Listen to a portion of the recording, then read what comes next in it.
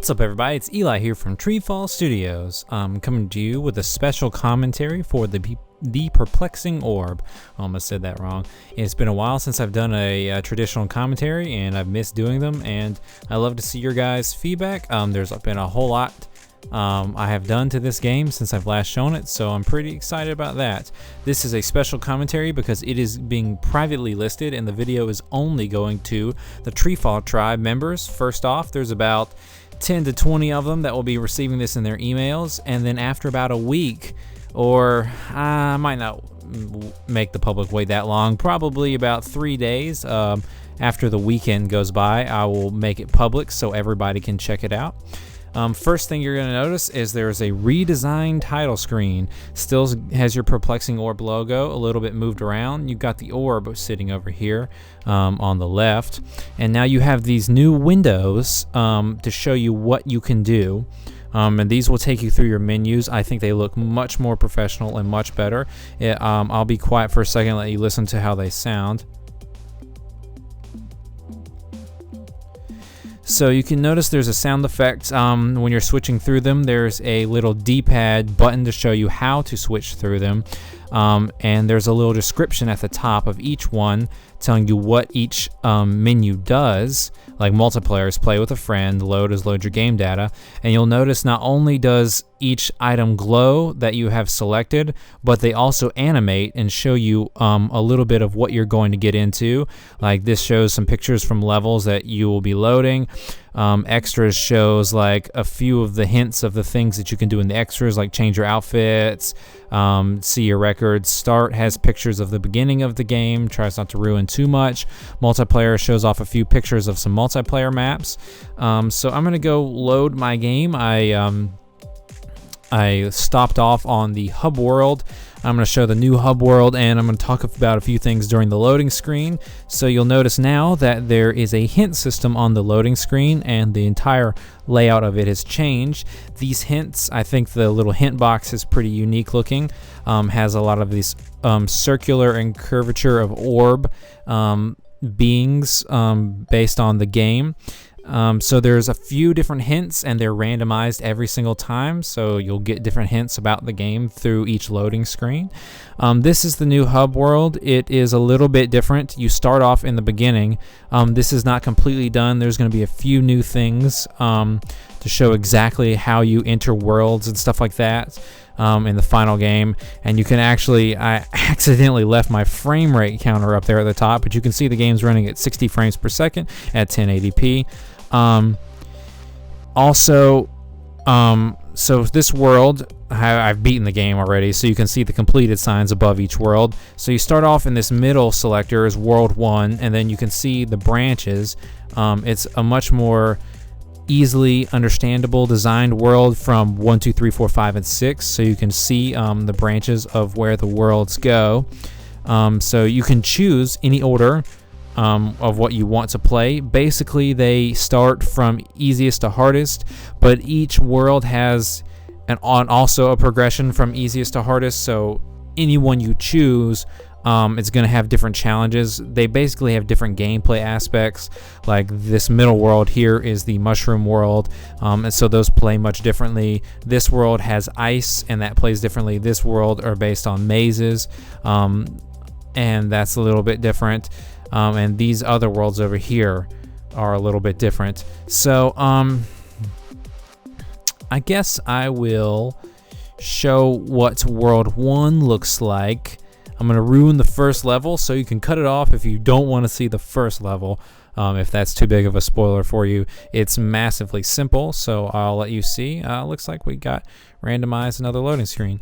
Okay, so you can see now a lot has changed. The skies, there's a new sun, and there's much more realistic clouds. There's also clouds that move in the background. So the look of the levels has changed a little bit. I've also got this new pause menu here when you press the plus button, and unlike Maze in my previous games where it would only pause the character, this pause menu pauses the entire game. And you can notice everything stops moving. The clouds stop moving. the artifacts stop spinning, you cannot move your character, and it gives you a little bit of instruction on what you can do. You can unpause the game, or you can press LR to quit, like a quick quit like in Maze. You can pause at any time, so that's a new feature as well. You can still knock that stuff over, destroy the finish post, and then pause and unpause. So you can see the hint system working here. I'm going to quit as soon as I start, so you don't see all these levels here. I don't want to ruin anything for the people who are actually going to be enjoying playing through this game and seeing the cool level designs throughout the worlds. So that was a quick glance at a few of the new features. This counter in the top left corner that shows you your artifacts, that will be changed to make it easier and more visible to be seen. The artifacts you collect are stored in your records. I'm not going to show the records right now. I'm still working on how the interface for that is going to look. I have to change all the menus throughout the game to match this thumbnail picture style I'm going for on the title screen, because I think it looks a lot better. But basically, the more artifacts you collect in the levels that you saw spinning there, those square things with the squares inside the squares, they will unlock bonus levels based on previous TreeFall games and other unique bonus levels that are in the game that are not in the main story of the game. I'm going to take a quick break and fade out here, and then when I come back, I have to set up my controllers. I'm going to give you a sneak peek at what multiplayer, one of the multiplayer modes, is going to look like. So 1 second, and thanks for waiting.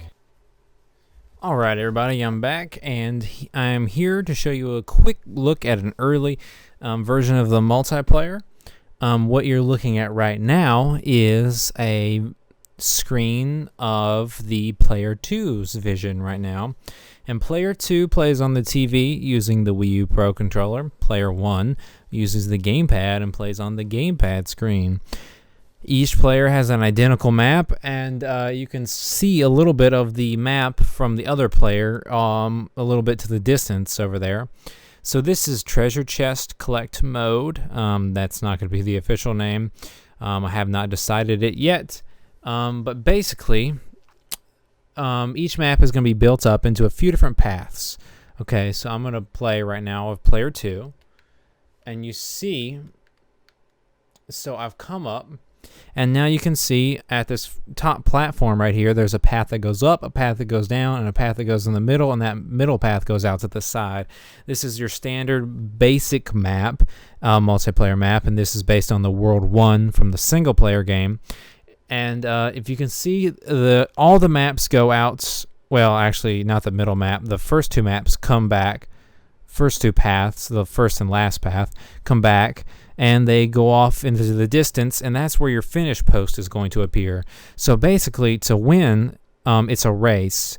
And so you don't know which path your treasure chest is going to be placed. Each time it's randomly placed, and it's placed in the same spot for player 1 and player 2, but they don't know where it's going to be when they start the map. So you can barely see it when you come up over the hill. So this time it was randomly placed on the bottom. So what you would do is go get the chest,